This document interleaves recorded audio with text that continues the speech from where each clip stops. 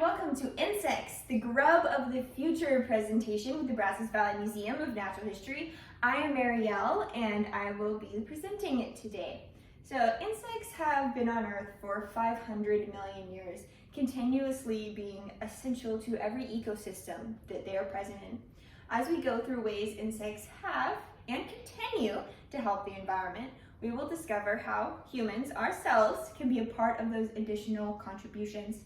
With that, our theme today is entomophagy chomps down on misconceptions and protects the futures of our world. So guys, don't be afraid to ask questions as we go and get ready to appreciate the tasty creepy crawlies. So why do y'all think insects are important to our environment? Pollination. Yes, pollination. So without pollinators, who's going to pollinate the plants that we have? And we need pollination to have plants. So we would not have many of the foods that we eat or the food to feed our food. We would not have the grain to feed the cattle, which we then eat. Another big one is food source.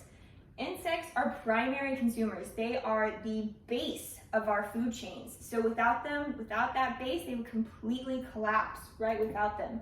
And decomposition is a huge part. I have my friend RNA here, a Madagascar hissing cockroach. He is an example of a decomposer. What he does and many other insects, many other beetles and roaches do is they break down the waste that we produce and other animals produce.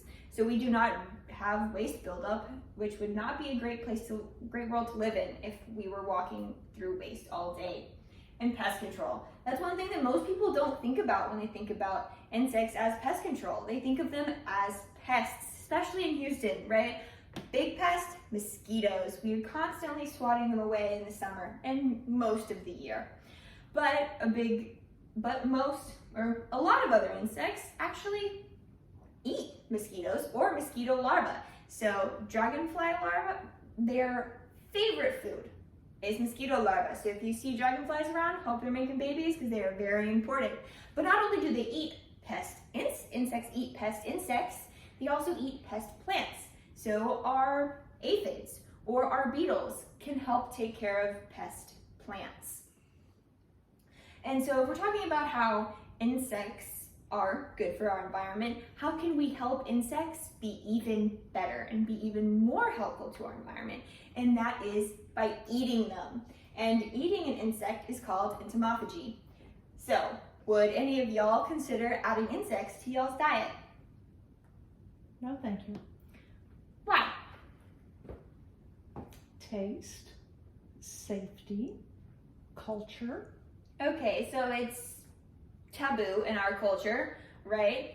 Taste, completely understand. Nobody wants to eat food that they don't think tastes great. And safety, right? Okay, well, if we're thinking about safety, that is a very big concern. And you can say that exact same concerns for every other animal-derived meat product or protein product, right? If a cow is not taken care of, if they are not butchered properly, if they are not cooked properly, or if you don't take care of the fields or make sure what they eat is safe, then us as the consumer are not safe eating it either. So as long as we have those same protections, which the FDA has, then they are safe.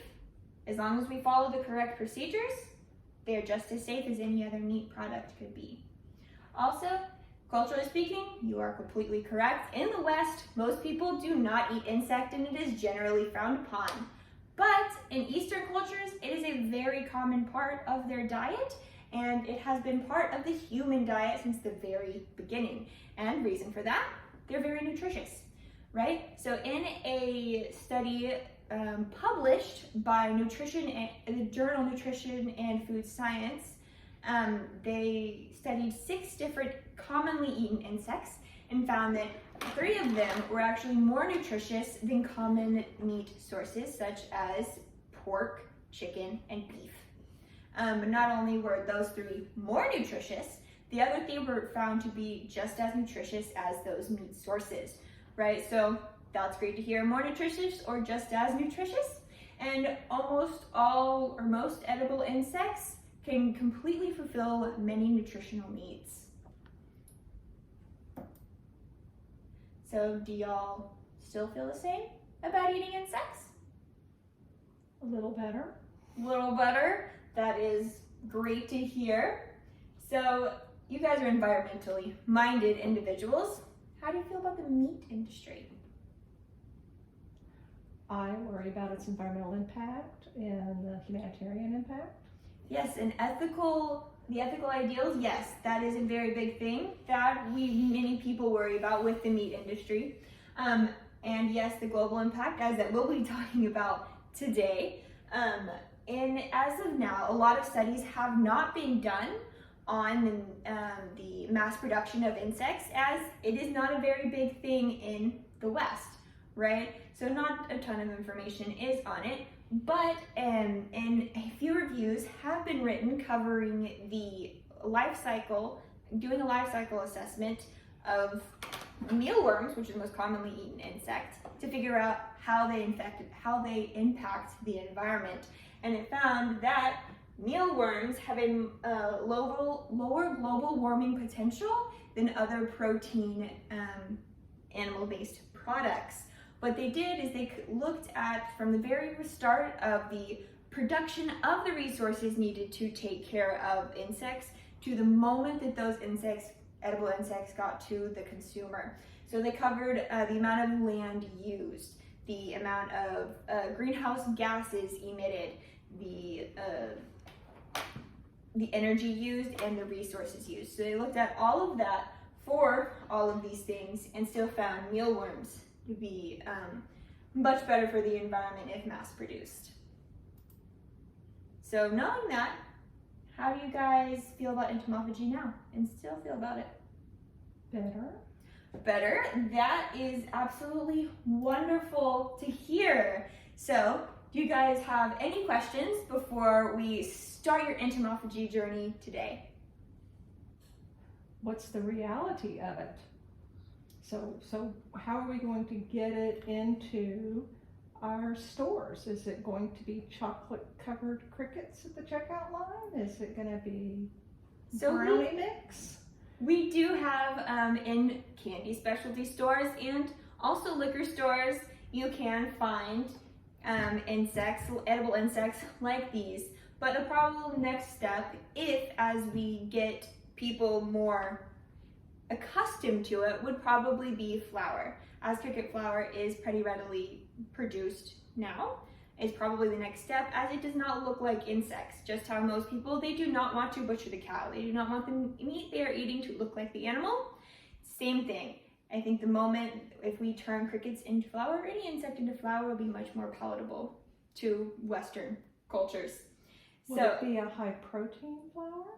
Yes. The cricket flour can have about 17 grams of protein. So, as we are starting our journey here, I have some flavored insects for you to try. And if you're not quite ready to do that, then we have some gummy worms for you to take if you're not quite ready for that journey to take. As you leave today, I hope you consider the impact entomophagy can have on your world if given the chance, and how you can be a part of that impact by eating insects. So if you need any more if you want any more information on the resources that I talked about, I have those for you to pick up. And also, I have, as you leave, I am going to give you some insect-based recipes for you to try. Don't worry about trying to find where to find all the ingredients, as this tells you where to find them. And what is your favorite recipe? My favorite recipe is cricket brownies. As if you did not know they were cricket brownies or used cricket flour, you would not be able to tell that it was in fact crickets. And is it just cricket? There's not other, I'd rather not eat a roach brownie? Is it? There are different insects that are turned into flour, and you can choose from any of them that you would wish. Roaches do have are very nutrient dense, however. Thank y'all for coming so much.